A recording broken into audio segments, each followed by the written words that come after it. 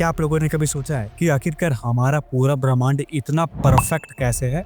जैसे कि जो ब्रह्मांड आज से 13.8 बिलियन साल पहले बना था, उसमें अगर एक छोटा सा भी चेंज होता तो शायद ये ब्रह्मांड कुछ और ही होता। ना तो कोई तारा होता, ना तो कोई ग्रह होता, और ना ही हम पृथ्वी जैसे प्लेनेट में रह रहे होते। वैज्ञानिकों के अनुसार gravitational force speed of light इतना परफेक्ट है कि ये जीवन की नींव रखते हैं। और साथ ही क्या आप लोग ये बात जानते हो कि अगर ग्रेविटेशनल फोर्स 0.0000001% भी कमजोर होता तो शायद धरती जैसे प्लेनेट कभी बन ही नहीं पाते। आई नो ये सुनने में आपको मजाक लग रहा होगा, लेकिन ब्रह्मांड का एक छोटा सा चेंज हमारे लिए बहुत ही इंपॉर्टेंट है। अब यहाँ पर जो सबसे बड़ा सवाल खड़ा होता है कि आखिरकार हमारा दुनिया इतना परफेक्ट कैसे और क्यों है। अगर साइंटिफिक पर्सपेक्टिव से देखा जाए तो ये दिमाग हिला देने वाला सवाल है। कुछ लोग मानते हैं कि ये सिर्फ एक कोइंसिडेंस है, और कुछ लोग मानते हैं कि इसका कनेक्शन मल्टीवर्स से है, और कुछ लोग ये मानते हैं कि इसका जवाब साइंस के परे है। आई नो इन सभी चीजों को समझना थोड़ा मुश्किल है, बट डोंट वरी, मैं आप लोगों को सिंपल एंड इजी लैंग्वेज में इस वीडियो में एक्सप्लेन करने वाला हूँ। सो इस वीडियो को एंड तक देखना। हम लोग इस वीडियो में साइंटिफिक और फिलोसॉफिकल थिंकिंग के बारे में भी जानने वाले हैं, जो आपके दिमाग को हिला कर रख देगा। So let's start our video.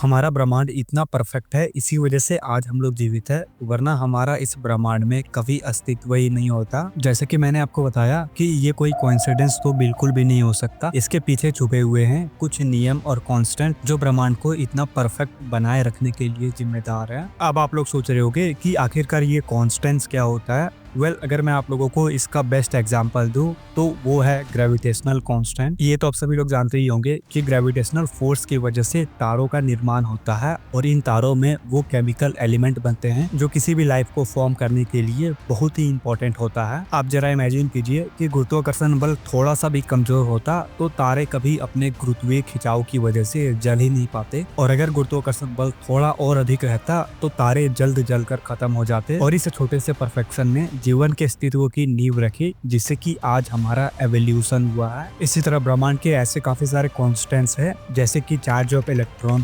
Planck constants और स्ट्रॉन्ग न्यूक्लियर फोर्स, जो कि लाइफ के लिए बहुत ही जरूरी है। स्ट्रॉन्ग न्यूक्लियर फोर्स अगर थोड़ा सा भी कमजोर होता है तो हाइड्रोजन और हीलियम जैसे हल्के तत्व भी स्थिर नहीं होते हैं। ओवरऑल फिर इनके बिना ना तो पानी बनेगा और ना ही जीवन संभव हो पाएगा। अब इसे एक एग्जांपल लेके समझते हैं। मान लीजिए आप एक केक बना रहे हैं, और अगर रेसिपी में चीनी और मैदे का मात्रा थोड़ा गड़बड़ हो जाता है तो पूरा केक खराब हो जाएगा। और इसी तरह हमारा पूरा ब्रह्मांड भी एक केक की तरह है, जिसमें हर वो इंग्रेडिएंट मौजूद है जो कि हमारे यूनिवर्स को स्टेबल बनाए रखता है। लेकिन यहाँ पे इंटरेस्टिंग सवाल ये है कि आखिरकार हमारे यूनिवर्स को किसने बनाया है जो कि इतना परफेक्ट हमें लगता है। क्या हमारे से भी कोई ऐसा एडवांस चीज है जो कि हमारे यूनिवर्स को बना सकता है, जैसे कि एक सिम्युलेशन यूनिवर्स, जिसे मैंने इस वीडियो में एक्सप्लेन किया है। सो आप इस वीडियो को देखने के बाद इस वीडियो को भी देख सकते हो। कुछ वैज्ञानिकों का मानना है कि ये सिर्फ एक कोइंसिडेंस है, जिसके वजह से हमारा यूनिवर्स इतना परफेक्ट है। और यहाँ पे एक और पॉपुलर थ्योरी सामने आता है, जो कि है मल्टीवर्स थ्योरी,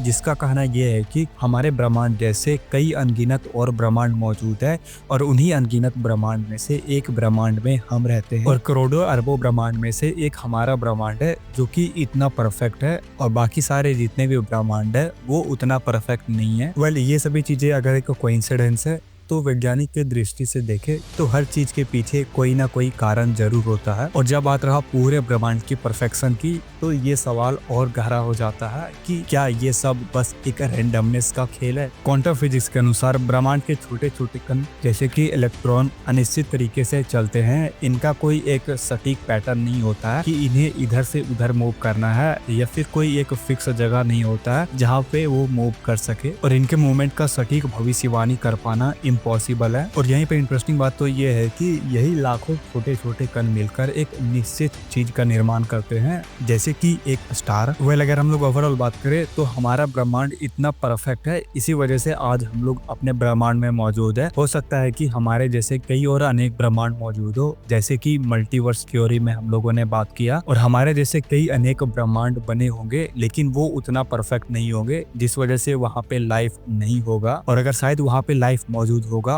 तो वहाँ के लोग भी सोचते होंगे कि आखिरकार हमारा ब्रह्मांड इतना परफेक्ट कैसे है। वेल इसी तरह हम भी सोचते हैं कि आखिरकार हमारा ब्रह्मांड इतना परफेक्ट कैसे है, लेकिन साइंटिस्टों के पास कोई एक जवाब नहीं है कि आखिरकार हमारा ब्रह्मांड इतना परफेक्ट कैसे है। साइंटिस्ट इस चीज का जवाब ढूंढने की पूरी कोशिश कर रहे हैं। मे बी फ्यूचर में ऐसा कोई हमें क्लू या फिर जवाब मिलता है जिससे कि हम लोग ये बता सकते हैं कि क्या हमारे यूनिवर्स को जानबूझकर बनाया गया है या फिर ये एक कोइंसिडेंस है। यहीं पे एक और थ्योरी सामने आता है जो कि है सिमुलेशन थ्योरी। जाते जाते मैं आप लोगों से एक रिक्वेस्ट करता हूँ कि हो सकता है तो आप इस वीडियो को देखो जिसमें मैंने सिमुलेशन हाइपोथेसिस के बारे में बताया है। आप लोगों ने कहीं ना कहीं इस चीज के बारे में जरूर सुना होगा, चाहे वो फिर मैट्रिक्स जैसी मूवी हो या फिर कई और मूवी ऐसे हैं जो कंप्यूटर सिमुलेशन थ्योरी के बारे में बताते हैं। सो जाते जाते इस वीडियो को भी जरूर देख लेना। ये वीडियो यहीं पे खत्म होता है। मैं मिलता हूँ किसी नेक्स्ट वीडियो में किसी नए टॉपिक के साथ। तब तक के लिए बाय बाय, टेक केयर।